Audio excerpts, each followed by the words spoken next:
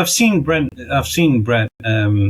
I've seen him in quite a few interviews and everything, and he does come across as one of the most down-to-earth individuals. Very nice, very well-spoken, very kind to people. I can remember when I ended up buying the entire DVD box set because I still loved physical media as a film lover and a film director, and I'd buy I couldn't wait to watch the interview at the end, like, oh, can't wait to see what Jake looks like after all these years, what Mark looks like after all these years, what everybody looks like after all these years. But you only got to see Jenny, Kelly, Brent and Michael together in that bit. And it was like, it was interesting to see how everybody, and when he was talking about how he got auditioned, how he was going to leave LA to move to Anchorage because he couldn't find a job. Then he got a call for an audition, say you got to come back every week. And then he got casted. What was really funny was when they were talking about how Michael got casted, is like, hang on, Mike, how did you get casted in Dreams? Oh, thank you, Brentley. And then they were talking like that. And then they were like, they were making him do all the auditions. And the casting director goes, my God, you are so this part. You are so, and for an actor to hear that on an audition of all things, it's like, that's a dream come true to hear. I mean, I honestly think the Matt Garrison role, I think when they were writing it, like, I think somewhere someone had met Brentley and like had devised this idea of what the best character for a Brentley Gore, could be. And literally, like, it was cut and paste for Matt Garrison to be Brentley Gore. Like it was, it was literally written hypothetically for him. So I absolutely love Brent. He's a wonderful, wonderful musician, wonderful actor, wonderful father, great friend.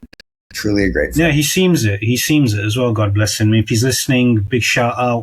Yeah. Thank you for the years of inspiration. Thank you for all the years of providing us entertainment. And I wish you all the best for everything you're doing in life. Amen to that. I think he just had I don't know if it was a new single or a new album that just dropped, but so anyone that's watching, go check out Brentley. He's got some amazing music. He's just such a talented musician. Just so wonderful. Yeah, you can tell. He puts his heart and soul in it, because he said one of the reasons why he left Dreams was because he wanted to make it more about music than the acting. Whereas everybody else who got casted on the show, other than Michael, they had to see that they could sing as well as act, not just do one thing and not the other. They had to have that perfect balance and everything. But I have to admit, you were one great singer yourself. My favorite song you ever did was I'll Be There. Anytime you need me, I'll be there. That's my favorite song of yours. Well, thank you. I would love to say that those vocals are just me, but Stephen and Barry Coughlin, I mean, they did so much for us vocally. I was a really good lip syncer. I could look like and vocals for vocals, I can't keep up with any of them. I really can't. Stephen and Barry were amazing. But thank you for that. No, sincerely. Good. Well, congratulations to everybody who participated off screen as well as on screen. Because without everybody working as a team, the show wouldn't be the hit and the success, and you wouldn't have fans like me, or all fans all over the world loving it. And I still love it even till today. And because it, like I said, it was my favorite teen sitcom of all time, and it always will be, sincerely. Well, thank you. I mean, it's, I'm never one to put down Saved by the Bell just because it was our sister show. Well, yeah. It was actually our flagship. I mean, without Saved by the Bell, there was no California Dreams. But they're just not comparative, and I loved Bell. I mean, I absolutely loved it. I was friends with all those kids, now adults. Excuse me, but they weren't. I don't think they hit the mark on some of it. Yeah, right. I think what Zach Morris was going through, and what Mario Lopez's character. They weren't what Jake and William J. Anthony, William, myself, and Michael were going through as characters. They weren't. I mean, they touched the drugs, they touched the alcohol, they touched the prejudice, but we didn't just touch it. We lived in it. Like we were there. I mean, we had the first, what I remember, Jenny Kwan was the first Asian girl to be a lead on a television show. and you have an Asian girl dating an African American girl. Then you have a white guy dating a Hispanic girl, right? And then you have an accident over drinking and driving where someone gets a punctured lung and they almost die. And then Jake's uncle dies of cancer. Like, I mean, I think we took something that was happening and we actually made it real with a comedic twist so young, the youth could understand that death is going to happen. You're going to make mistakes, and this is how we learn from them. And I think a lot of our fan base watched us on camera make those mistakes, and they didn't make them themselves. So you saved lives. I don't want to say we saved lives, but I'll definitely say we changed some lives as a cast. Changed and saved, because if this message wasn't given out there, God knows what would have happened to people. Because I can remember one of the things I was going to ask you next was what would you say was the most impactful stories on Dreams? And it had so many impactful stories. A few of my favorite ones were definitely the breaking the stage fright with yourself, because how do you overcome something that's been holding you down? And it grips you like an incurable. Some people, this feels like an incurable disease, this stage fright. And, I've been on stage, I understand I'm a bit scared what to do and everything, but how do you overcome something like that if you don't face it? There's your answer. You go face it. That's why they had I love that bit where you had all the friends saying, well, we'll get together. We'll put this little concert on at the show, and then you just sing it and no one's going to say anything. And then you have Sly being the lovable goof. Yeah, the lovable goofball that he is. Because one thing I like about Sly, as much as you want to hate him, you can't seem to hate him. You'd love to hate him. Yeah, you love you hated loving him, but you loved hating him. I mean, that has been the ongoing kind of storyline of Sly and Mark and Aaron and Michael. Like we get along, but like we did an interview 2 years ago in LA, and like if he put me down. He probably put me down 15 times in that interview, like just doing Michael fashion, just joking around. But that was what Michael and, that was our characters. That's what we did. And that was who we were. But to answer that question, favorite storylines, it sounds a bit selfish, because they were my storylines. But like, I would say the drinking and driving episode was probably the one that really, not only did it resonate with me, working with Tara and then working with, within the storyline of that. I mean, I'm 53 this Friday, and thank you. And like, I don't drink and drive. Like in the UK, I mean, when I was in the UK, when I was in college, I was 17 to 19 when I was living there. I could legally drink in the UK legally. We didn't drive anywhere, so it was never really a thing for me to get behind the wheel of a car, and drive. But then when I got on the show and we started doing this episode, like, not that I'd ever drank and drove, because I wasn't raised that way, but I remember, and to this day now, anytime I have a drink, I automatically go back to my time on the show and remember, like, it was a made up storyline for my character, but that's not a made up storyline. That's ripped straight out of the headlines, Yeah, it is. And so that was a pretty impactful one for me. The Jake Summers losing his uncle to cancer, one of the best episodes, I think, with the shots. Yeah. Getting over heartbreak, because every teenager is going to get their heart broken, and I lost Jenny, to the Olympics. Yeah, that was a great episode. I got a paper cut from her note. I talked to, I've got 5 kids. I've got my 2 daughters, then I've got 3 bonus kids with my wife, and I've had talks with them, about heartbreak, and because if you haven't had heartbreak, you will. That's just the nature of life. And it's like, I find myself going back into California Dreams days of the moral of the story is kind of thing, So that one was a great one. I mean, Tiffany on steroids was another one. Yeah. Family Tree was another great one. Yeah, I mean, what? Not saying it. Speaking of Tiffany doing the steroids thing, because I can remember one of the great things your character says when when Sly says to everybody, when he goes, Tiff's doing steroids, and you stand up and go, yeah, and I'm Shaquille O'Neal. And that was good, perfect sarcasm. Yeah. I mean, and that's off to you. But we had, like, there was something, I don't know what the writers were, like, I don't know what their ulterior motive was, right? But yeah, Peter Engel passed away 2 years ago. But prior to that, Peter was like, he was, I can't put into words really what he was, besides this little bald-headed man that just had a passion and a vision and loved telling story, and he got these amazing group of writers to come in that allowed them to have the freedom, to move people. And it was cheesy Saturday morning episodic television, or was it?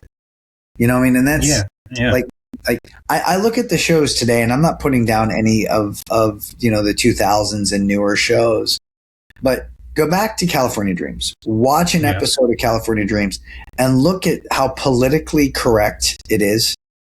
And when I mean politically, I mean on what is correct, not what political, tells us is correct. I'm talking that black can date white, and Asian can be this, and and blacks don't have to be in the back. And like we broke barriers. The writers broke, and they said stuff on television that had a Christian foundation with a moral ending, and not everything comes out happy. Life is not always happy. People die, and people, bad crap happens to a lot of people, and it's how you come out the other side of it. And I think that was one of the things that Ron and Brett and all of our writers, what they did, they were able to tell the story with the right endings, because it's not always happy, it's how you come out of the other side. No, it's true, because what you're saying about all the impactful stories, you barely get that this day and age. Nowadays, it's like a norm.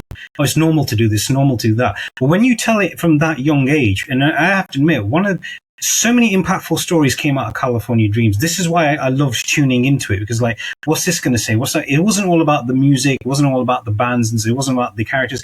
It was about what they were going through. Another impactful story was Sly's gambling addiction. Like when a child's being abandoned by the father because the father's working non-stop and he's abandoning him. I remember how your character stands up for him and goes, it's not his fault. His dad just abandoned him. He can't make it for this. And then he goes into gambling. And then when he bets all the people's equipment, it's like, again, it's the dangers of what gambling does to you as an individual. It destroys your life. It destroys your relationship. It destroys your friendship. And then you make irrational decisions. You get fallen in with the wrong people. And what's going to happen? They say, well, you don't pay up. We're going to wreck your face. This is what's going to happen. You don't get that this day and age. It's all about, oh, this is done under the behind the curtains. No, this is showing teenagers from a young age, you fall in with the wrong crowd, bad things are going to happen to you. And I can remember when everybody says, well, vote Winkle out of the band as manager, all raise aye. And Tiffany goes, didn't you notice that when his dad, it was ignoring him, the worse his gambling got, and Jake was about to tell his dad he's done this, he goes, no, Sly's in trouble, he needs your help. And then he admits at the end, the both of them do, that they've both made mistakes, they need to rebuild that relationship, otherwise they're gonna be distant for the rest of their lives. And another thing was when again Tiffany's taking steroids, and Mark goes as well that, oh yeah, I've heard about that, it's called roid rage. It's when the user takes so much and they can't control themselves. And at the end they had that great message saying so many teenagers are taking steroids this day and age, and a lot of them die from it, mainly them is teenagers. Again, you don't get that. It was that impactful advice that could have saved, that I personally believe it saved lives. Because if it wasn't there for people to experience it visually or reading it, depending on how people learn something, how would they get the message across? Well, and we were such a message-based show, I mean, I think of like just we had the recycling episode, you know, with Tiffany's character, or Kelly's character, Tiffany. You know, we had the flu episode with Family Heritage. Jenny, what was it? What was that called? Year of the Woo, something like that. Might have been, yeah, it was something woo. I mean, you forget all the episodes. You just remember it. It's kind of like Friends when you watch it, the one with this, the one with that. Yeah, it's kind of similar. It's just similar to that, to tell you the truth. Pivot.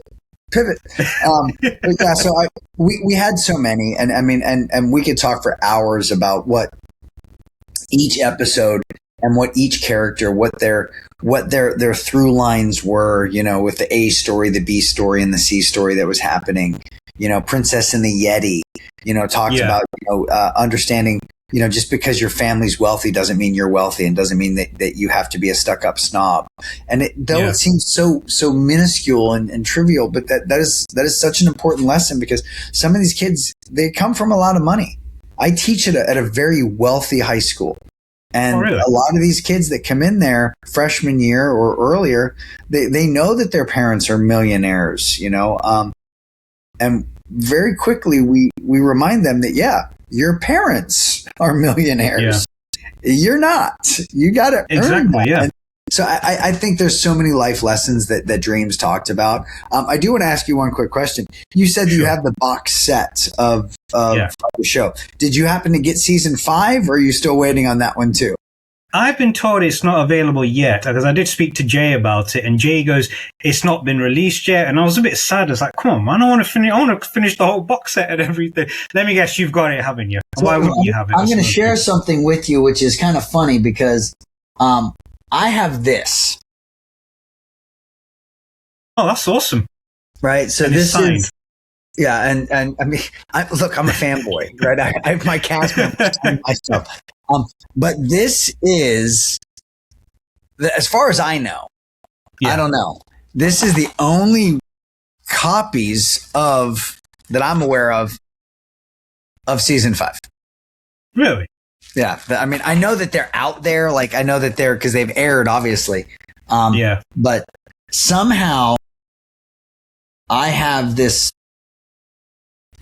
I don't know. I have all 78 episodes right here. I don't know.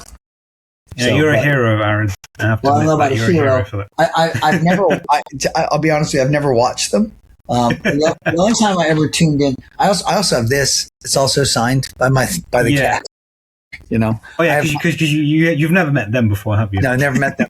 I have my my last gig framed right there. So, and that's my daddy right there with Paul McCartney. Awesome. Yeah, so I mean, it's so I fanboy over the show just as much as everybody else does. I really do. But yeah, so I just want to see if you had a series, an episode of Unfortunately not. Unfortunately not. I mean, I'm hoping one day they release it just so I can complete the collection.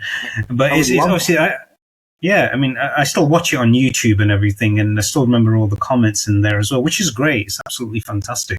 And again, it's one of the most impactful shows. You can tell somebody growing up in such a young age. And again, as I mentioned, you will never get that this day and age. You will never have it. And again, Dreams was magical to me. And you will never capture the magic ever again like that. Well, there's many reasons it'll never happen. And without going politics and church and science and everything else that comes into play when it comes to it, there's just certain things that you're not allowed to say on television anymore. And that's true. And it's a shame that you can't talk the truth. Yeah, it really is. You know, Yeah. So I mean, Dreams. You know, because of California Dreams, I started a company called Dangerous Curves, and then a sister company called Dangerous Words. And Dangerous Curves was about the effects of drinking and driving, and Dangerous Words was the effects of bullying.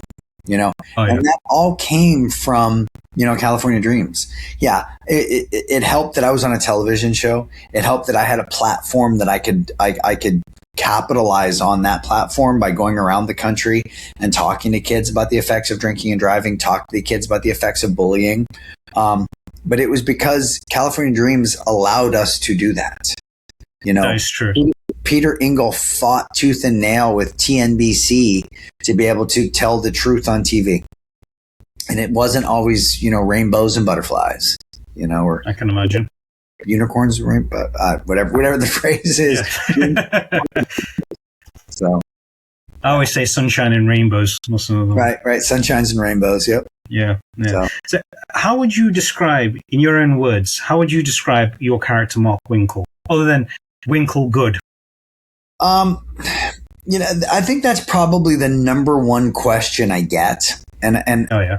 I think I've watched back on a couple of interviews over the years, how my answer has wavered on that one. Yeah. I think to simplify Mark, I think I was just average, everyday guy. Like I was obviously intelligent. I was obviously a musician. I could sing. But I wasn't as good looking as Jake. I wasn't as funny or as sarcastic as Sly. And I wasn't as suave as Tony. I was just normal. I was average. I used to say I was the all-American apple pie kid, but I look back on my time of on the show and then off the show. And I think I mixed both of those together to say what it was, because all American to me is blonde hair, blue eyed, right? And this ripped body. Well, I'm not blonde hair, and I don't got enough hair to be that. I'm not blue eyed, and I don't have a ripped body. I was just average. Mark was a good kid. I think he was just wholesome, good, all around friend to everybody. Like take the shirt off of his back for anybody. He was a good guy. Just a good guy. I would have killed him. He was. I mean, who doesn't want to be Jake? I think I was. Who doesn't want to be in real life? I think I was Jake. I mean, like, if you put Jake on television right now, that character, and you put them in college, Jake's got a full sleeve of a tattoo, right? He's got a leather jacket or a flannel on. He's riding a Harley, playing a guitar. He's going from bar to bar to bar. Like that's not that but like up until I don't know, probably 20 years ago, I sold my last bike. But I mean, I was riding Harleys my whole life. I smoked most of my life. I had tattoos. I was on the show and I had tattoos, and yet I'm the clean American kid. You know how many times they cover up my tattoos on that show? Because I had them. Like, and I there's probably 10 episodes without a shirt on. Front and back. And I've got a back piece on my back corner that on my shoulder blade that's pretty darn big. And I mean, I had this when I was on the show. I didn't get this until I was off the show, but I've got a massive eagle on my back. I've got a comedy and tragedy mask on my waist that like they wouldn't want to cover it, so I'd have to pull my pants up a little bit higher if I was no shirt on. Or I mean, I was the bad boy rebel, if anything, back then. Oh, I appreciate your honesty. That's good. That's good. I mean, one thing I always liked about Mark, he was definitely like the sweetest one out of all of them, and he was always caring for everybody. And they're right, complete polar opposite of Sly, even though they were the same bloodline, but they were complete polar opposites. So, out of all the actors on Dreams, who would you say is definitely most like their character?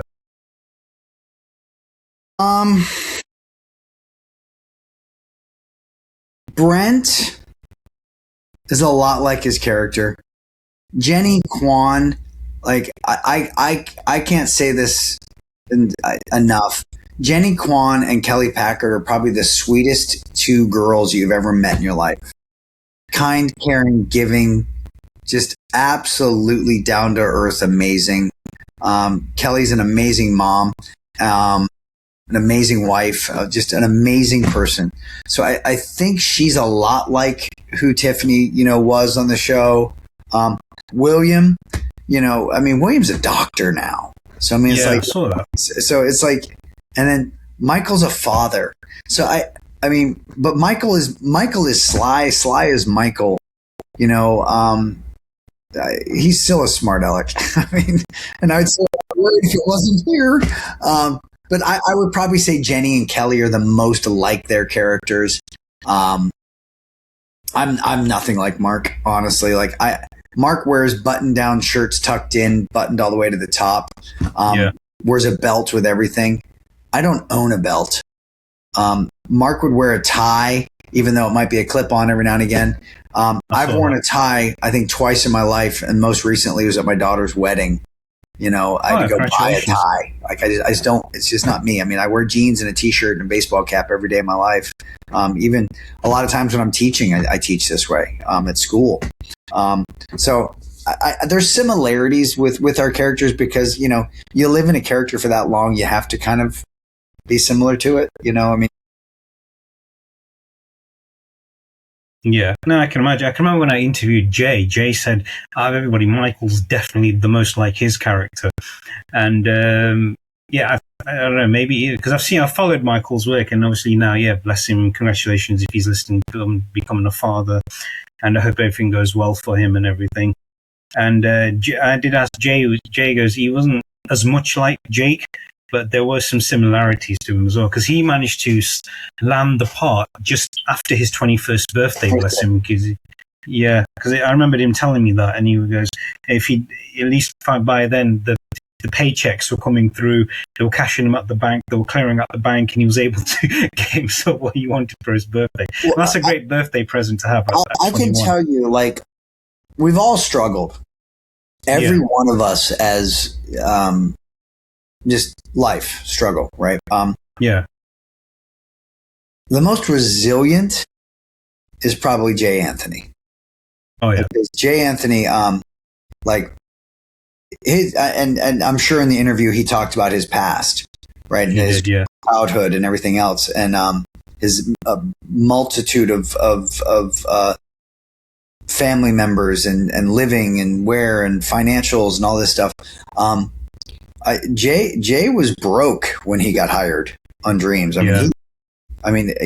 had nothing. And Dreams, I think, saved him. Not from going down a bad path, but I think it saved him. And then after Dreams ended, he did a couple of things, and then he was just done. He met Tracy, and next thing you know, he's an Aussie, lives in Australia and just living life, jamming on his guitar, living in the wildlife that he does, being a wildlife preserve guy.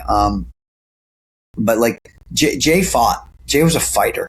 Then William was a kid when he got on the show. William, Kelly, and Michael were all babies when they got on the show. But William was the youngest. And I mean, to go on afterwards, to finish school on a television show, to go yourself through college after being on a television show. Who does that? Honestly, you don't hear too many actors that after they were on a television show and after doing film after film like he did and guest stars and all that stuff. I mean, financially, we were set. He just had to go back to college to be a doctor. We did our college. I did my college days prior to being on the show. I mean, and then, after that, I kind of had to throw crap against the wall and see what stuck. He's like, I'm going back to college. It was Jonathan Taylor Thomas did the same thing after being on Full House or Home Improvement for so many years. Decided to go back and be a doctor, or I think he's a doctor now, but went back to college. I know that. But Jay Anthony, all of them. I honestly, if you can't hear the love in my voice for my fellow cast members, even the ones that I didn't even work with Jenny or with Brent or Heidi, but I love them to death. Absolutely love them to death. No, because it's true. I mean, because you can tell the way, like I said, that the way everybody got on with each other on the show. You can tell that these guys are definitely family off screen as well, and that if anybody needed help from any one of them, they're there in the blink of an eye. I can remember when I was doing acting myself, and we did a play at one of the biggest stages in Nottingham, my city, and we were all like family ever since, because we knew we had to work together, we had to live together to a certain extent, but we would all share the same dressing room because it wasn't enough to go around.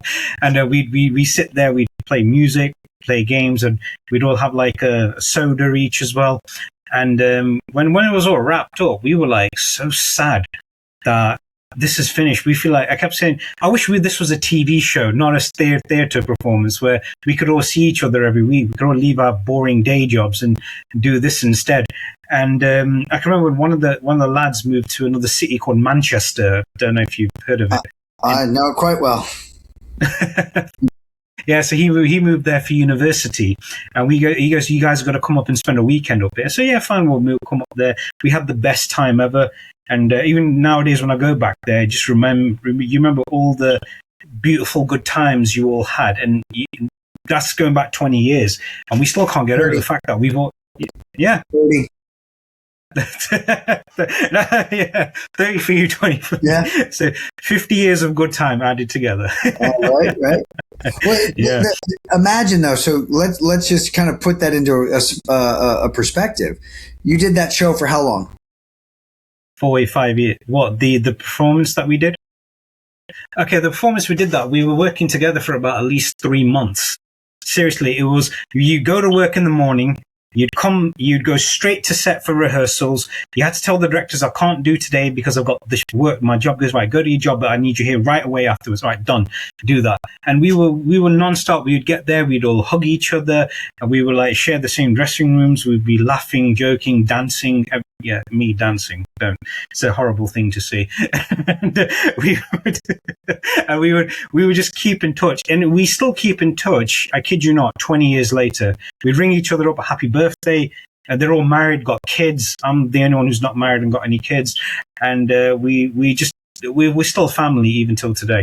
And you did that for 3 months, and that connection. Non-stop. Yeah, we did that for years. 5 years. So when our show ended, when we found out that we were shooting the last gig, right?